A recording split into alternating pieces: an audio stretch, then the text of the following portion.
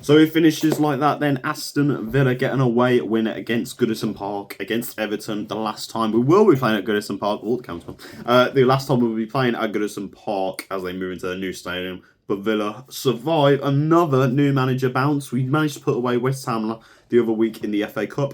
And now we've done it together against David Moyes. Everton, it finishes Everton 0, Aston Villa 1. And what a weird little game tonight. Weird little game. Obviously, Everton are a scrappy team. They're not going to be the most cleanest of teams when it comes to their football. And it's also bear in mind that beating Everton requires a lot of grit, requires a lot of resilience, because they're going to be on you for the whole game. It's a tightly packed stadium, so the crowds are going to be on you. And ultimately, you've just got to show a bit of effort and a bit of desire to win the game. And I think ultimately tonight, that's what Villa did. But in saying that, it was not the best of performances from Villa. Don't get me wrong, I think it's more so just a fact of Everton are just trying to find that rhythm with David Moyes.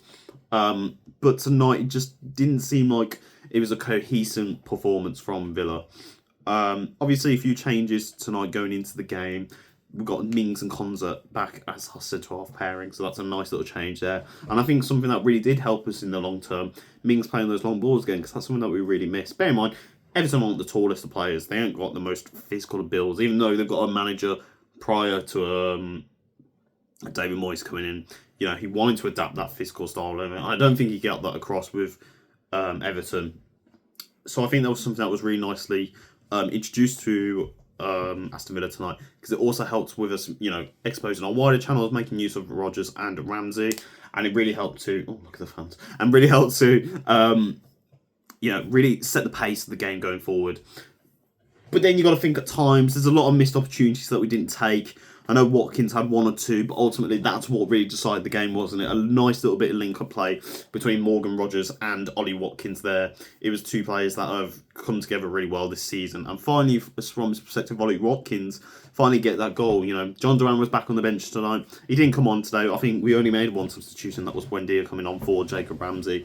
But the thing you've got to talk about there is Ollie Watkins getting a goal now, when you've now got the competition back again, and the pressure's turned up a bit. He has delivered, and that's all we could ask for.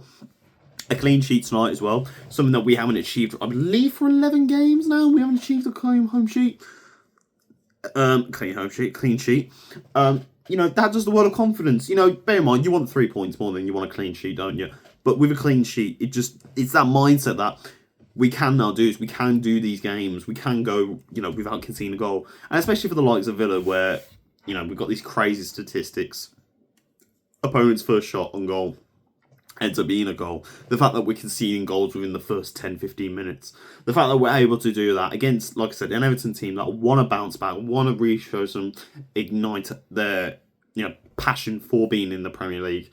And with the David Moyes manager appointment, it's a bit tipsy-turvy. We've caught them on a good point in the sense of they're just trying to get back in it, and the fact that we've managed to overcome that new manager bounce, but at the same time, performance-wise, it wasn't exactly the best, was it? But ultimately, we've got what we wanted from the game. We've got 3 points, we've got a clean sheet, and it's confidence again now. We're now starting to build confidence. I believe that's 3-4 wins in a row from Aston Villa in all competitions. And bear in mind, look at who we're playing next. We've got Arsenal, and we've got Monaco.